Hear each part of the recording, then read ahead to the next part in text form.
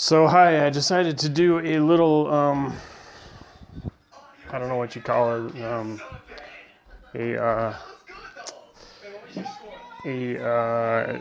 I something. Anyway, a voice recording of me talking a little bit about the 9th edition, which is the sequel to Warhammer Fantasy. So yeah, this is an iCast. Is that what they call them? Voice cast. Anyway. If you're not into wargaming, this will be incredibly boring to you. If you're interested, then go ahead and listen.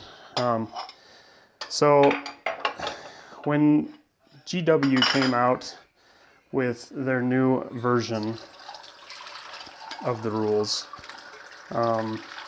for, now we're talking, the time period what I'm talking about is during, post 8th edition, then came out End Times. I didn't have a problem with End Times. I thought End Times was great. Did they have OP characters in it? Sure. But I don't see how that's a problem. So, when people talk about balance in the rules, I think there's one thing that they often forget, which is if every armor, or if every army has an OP character, then nobody has an OP character because it's balanced. And that's another thing about the rules that I think the ninth age tries to solve, which is to make the rules balanced. I didn't really feel that any of the armies were so, broken that you can play in. And this is coming from my favorite army is the Bretonnians. So I'm a Bretonnian player. I mean, I guess it could be worse. I could be the Wood Elves. But the way I looked at it is if there was a strategy that was difficult to beat or an army that seemed a little overpowered, I sort of made it my goal in life to prove that it wasn't, that there was a way to beat it. Now, I'm not a tournament player, so I didn't go to tournaments and I don't go to the tournament level play. So maybe at that level of play, you'll start to have rules that are, impossible to, be fair, I guess. I don't know if I buy into that, but I haven't been to that level, so I won't say too much about that. So let's talk about Age of Sigmar. When Age of Sigmar came out, I thought, well, I'm going to give it a try. I know that there's a lot of very angry fantasy players, but there's always, in general, fantasy players are angry. I mean, we're war gamers. Being angry is sort of, when me and my friend Duck played Wargaming, we were very angry when we were playing. Well, we goofed around and joked around a lot, but we were angry, and sometimes things weren't always, the relationship between us wasn't always great during the game. And we got some heated, arguments and things like that. War gamers will understand where, we demanded it had to be our way and that kind of thing, and got angry when someone rolled good or we rolled bad or what have you. But at the end of the game, we were friends again. When the game started, we were enemies to the death. But when the game was over, we were friends again, and that's the way we played. So, anyway, that's neither here nor there. I guess what I'm saying is, yeah, war gamers are angry people, at least the good ones. That's what I say. And so when Age of Sigmar came out, everybody did the popular thing, which was to diss on GW, and I do the same thing. But I never really felt that GW treated people that bad. I think it was more of just a fun thing to complain about, like politics or something. And you'll get plenty of those in my podcast. That's what they're called, podcasts. Anyways, so along comes Age of Sigmar, and we came out with a battle box, and I got it opening night. I even stayed up till midnight or whatever to get the discount because I'm a huge fan. And so let's talk about the good things about GW before I start dissing on them, because I will. There'll be a part where I start dissing on GW, so GW fans, be prepared. GW has some great paints, which I guess used to be Citadel or what have you. When it comes to their inks or their washes, I should say, which I don't even think they call them washes. I think they can't remember what they call them. They have the best line of watches in my opinion, although there is a new line. I can't remember the name of them off the top of my head that I've tried. But in general, GW has the best watches. Now I like P3 for actual paints much more than GW, and I like Walmart. Well, I don't know the company, but you know the cheap Walmart paints you can get for doing highlighting or not highlighting, but dry brushing. So paints are cheap and don't have a lot of viscosity, if you will, and especially for their metallics. And actually, Martha Stewart has the best metallics. I stand by that. I don't care if she's a woman that does womanly things or went to prison. I don't care about any of that. She makes the best metallics. So yeah, GW has a great line of paints, and I like their brushes. Their brushes are superior for the price than any other brushes I've found. Model-wise, I don't agree with the gripes that GW's models are more expensive. Because if you take their models and the number of plastic, the amount of plastic they give you, the number of models, and compare it to other companies, GW still has cheaper prices. I mean, sure, you'll pay a lot. I mean, I remember when I bought my Bretonnian, you know, a Brick of Knights, which was, I believe, roughly like 35 bucks, if I remember correctly. And that gave you 8 knights. I mean, that's a great price. You look at the battle box that you can get from GW even today, and you can get models for like $1 a piece. You cannot tell me that GW has the highest prices. Now, yeah, sure, if you buy like one of their big, huge models, you're gonna pay, you know, anywhere from 50 to 100 bucks. So yeah, some of those models are probably a little overpriced. But in general, I don't agree with the gripe that GW is too expensive. I think that maybe point-wise, you know, army-wise, they're more expensive than other games. But I don't think that's fair. I mean, that's rule. That's about the rules, and GW is about selling models. So that's one great thing about the 9th Age, is the fact that, oh, by the way, I'm washing dishes, so if that makes you want to use the bathroom, you might want to go take care of that now. And if you don't like it, too bad. Go wash some dishes yourself. You probably need to. Where was I? Something about GW, or the 9th Age. One of the great things that I love about the 9th Age is the ability to construct your army using any models. I mean, I've been waiting for that forever, and if you go on their website, they'll actually give you some lines of models that you can use for the different armies that I didn't know existed, and that's great. I mean, when we used to hunt for forums for alternative models for Bretonnians and demons, and because, you know, sometimes even though they're well priced, they're still too expensive, and you don't want as high a quality. You can get cheaper models for a cheaper price. But again, GW is not overly expensive. Now sometimes they do try to rip you off. Like a good example is the Skaven. Okay, no one's gonna buy their models for slaves. Their slave models are way overpriced, and they're dumb at that. Their slave models are terrible. But most people, you know, took the clan rats, maybe the ones without armor, or painted their armor brown or cloth color, so that, you know, you can make Skaven slaves in mass. That's what we did with our Skaven army. So GW also makes the highest quality, best looking models. I mean, there's some other companies out there that make high quality, good models, but GW in terms of quality, you know, outclasses them all. I think in the future, that's not going to last. I don't think it's a sustainable model, because I think 3D printing is going to get to the point where everyone can print their own army. I mean, at the same quality or comparable quality to GW. it doesn't even have to be the same quality. As long as it's better quality than it is now. I don't think it's quite there yet for the cheap printers, at least the affordable printers. Eventually, either GW is going to have to change to a model where they sell designs instead of models, which might be overpriced too, but I don't know. We'll see how it goes. It'll be interesting. But anyway, let's talk about, okay, so where were we with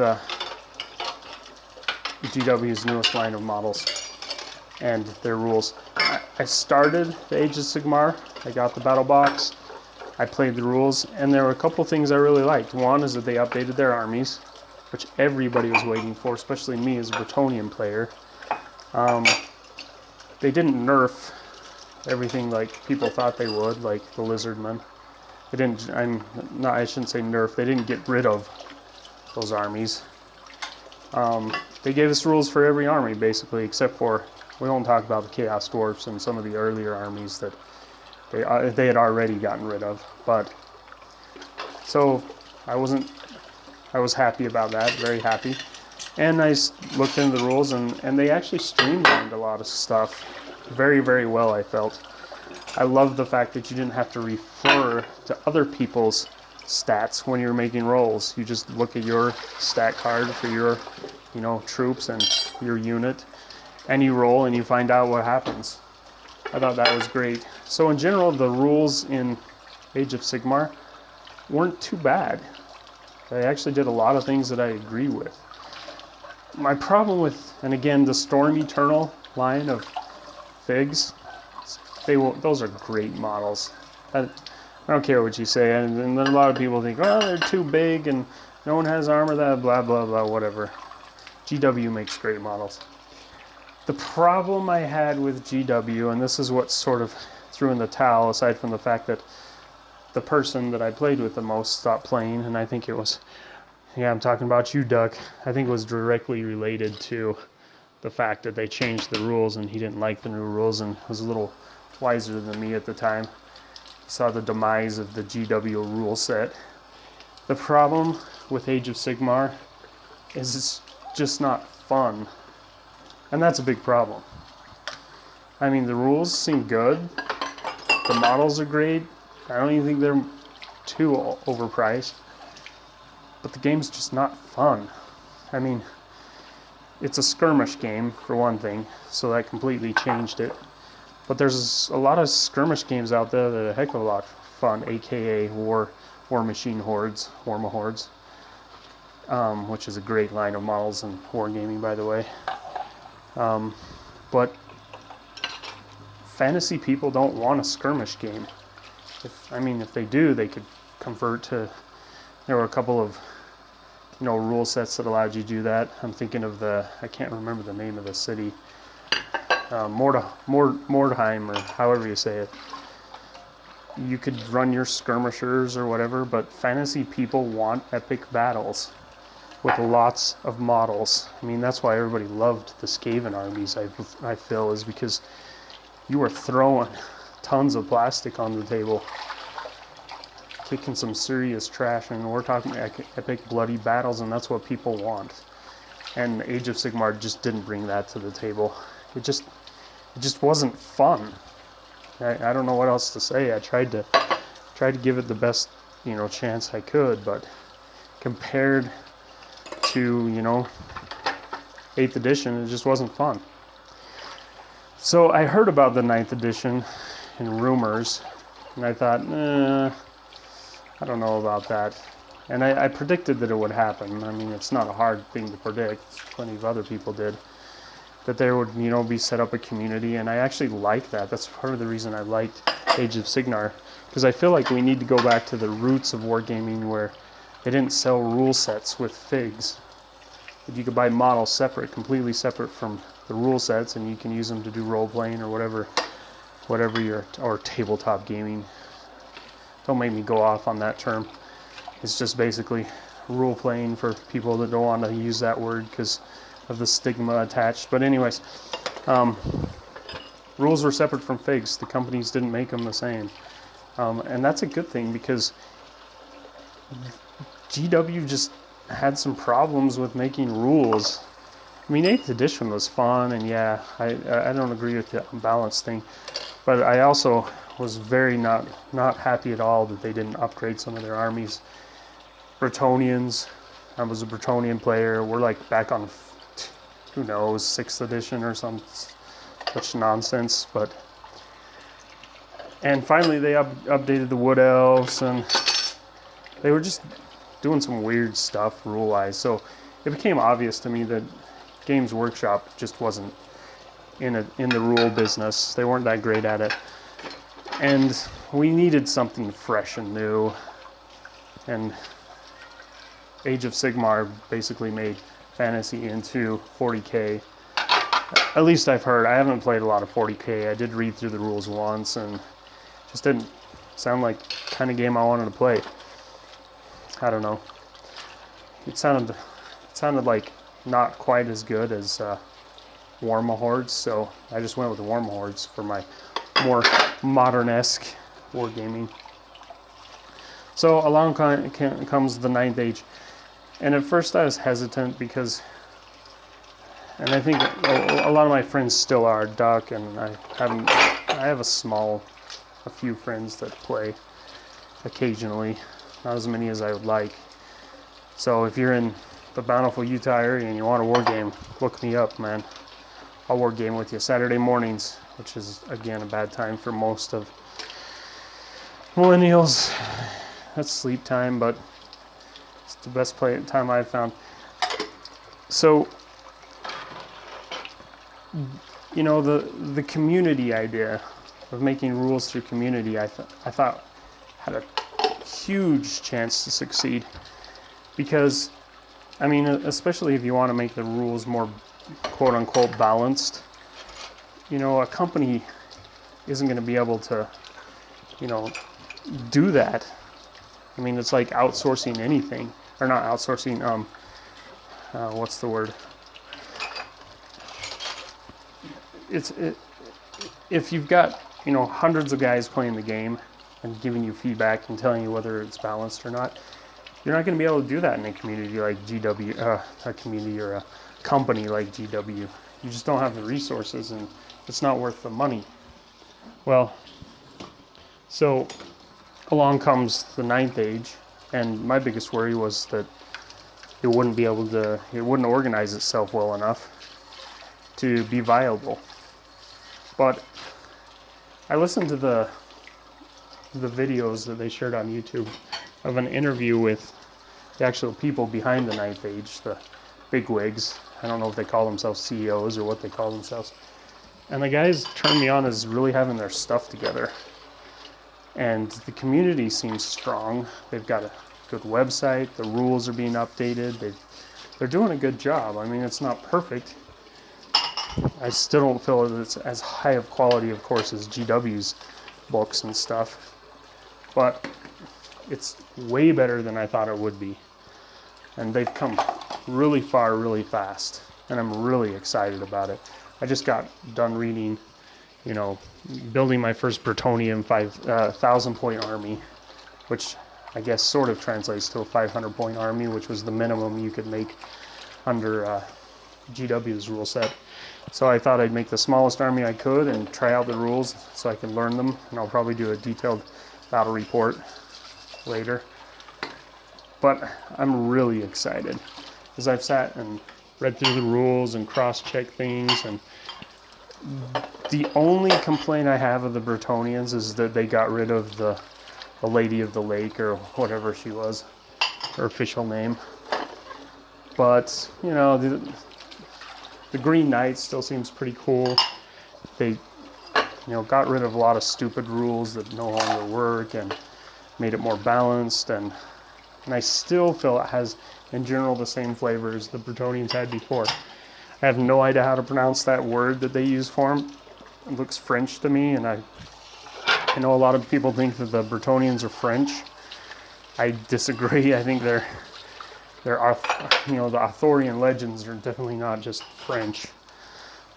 And I don't like French-looking models, to be honest. I think the Empire looked more like French than the Bretonnians did. There's just something cool about knights, like fantasy knights that you read about in T.H. White's books and in the Arthurian legends. That's what I like about the Bretonnians. But in general, yeah, I'm excited. I haven't really dug too deep. I did, speed read through the most of the rule book, not all of it. But in general, I really like the changes. One thing that worries me a little bit is the magic, because it seems like they tried to nerf the magic a little bit. So that I guess their thinking is, well, and there was a lot of complaints about this in the community. Well, we don't want people to have spells that can determine the outcome of the entire game. And to that I'd say, why the heck not, I mean, there's a lot of variables that can determine the outcome of an entire game. You're going to nerf every single one of them. There were some armies that were very magical, like for instance the Skaven could have a very, very strong magic base. And of course the Lizardmen, because that was the composition of their army. And again, it goes back to my OP rant. Like, I have yet to see an army that I couldn't beat, and that, that's why we had Dispel Scrolls. That's why we had, there's ways to counteract it, I guess is what I'm saying. And again, yeah, in a tournament setting, I guess you can't make lists specifically designed to nerf different lists, but I don't know. Still don't buy it, but so I'm wondering if they might have taken some of the fun out of the magic. I'm going to reserve judgment until I actually play through a session or two. Throw some spells around, probably when I get my Lizardman army up. Right now I'm just going to do Skaven versus Bretonnians. The good old classic battle that I learned to love so much. Duck was a Skaven player, and that's pretty much all he played for a long time until he got like the demon army. And